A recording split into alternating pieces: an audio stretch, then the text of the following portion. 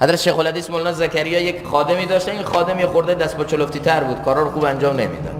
یه روز خطایی کرد، حضرت خواست اون رو تنبیه کنه، حرف تند و تیز بهش بزنه.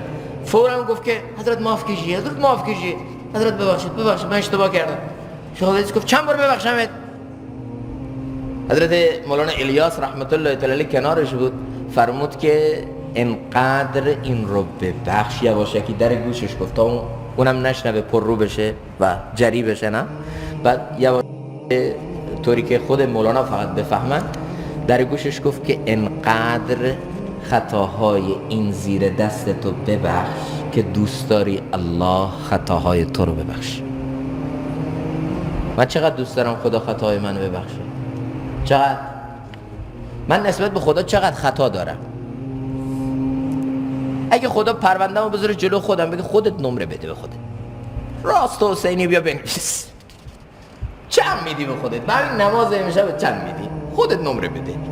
ایمانت، احتسابت، توجه الی الله، حضور قلبت با من داشتی حرف میزدی، با من داشتی یعنی اظهار بندگی میکردی، چقدر با من بودی، چقدر با من بودی.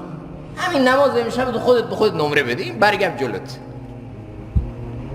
من خودم به خودم نمره، آقا گناهام نه، خدا از صبح تا الان به من بگه به چشم چرانیات نمره بده، خدا از صبح تا الان به من بگه به غفلتات نمره بده، خدا از صبح تا الان به من بگه لقمه های مشتبه خوردی نمره بده، خدا از صبح تا الان به من بگه تو اینقدر.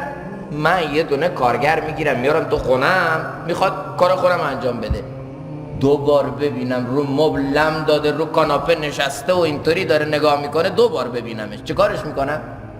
اوه جناب تو کارگری منی، تو اینجا آوردم کار کنی یا رو کاناپه اینجوری بری لم بدی؟ بلند شو کارتو بکن. نمیتونم دو دفعه خطاشو سهلنگایش رو ببینم. یه کارگرم از بیرون گرفتم آوردم، کار دیگه هم نمیخواد، فقط پایان شب هیچ حق دیگه براش ندارم، فقط پایان شب باید یه مزدی بهش بدم. نمیتونم سهلنگاریشو دفعه دوم یا سوم تحمل کنم. او رب منه، خدای منه، معبود منه، چند دفعه در طول روز غفلت من و نافرمانی من و شکستن اوامر منو داره میبینه.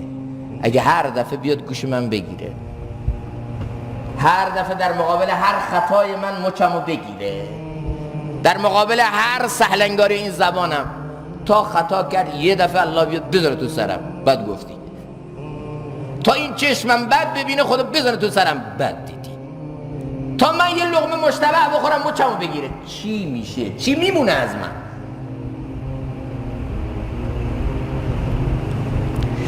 وقتی من دوست دارم خدا این همه میبینه و میبخشه، چرا بنده هاش رو که میبینم خطا میکنه سختمه ببخشمشون، سختمه عفوشون کنم، سختمه که حسن ظن به اونا داشته باشم، سختمه که بگم آقا حالا اشتباهی کرد ولش کن، برو معافش کن.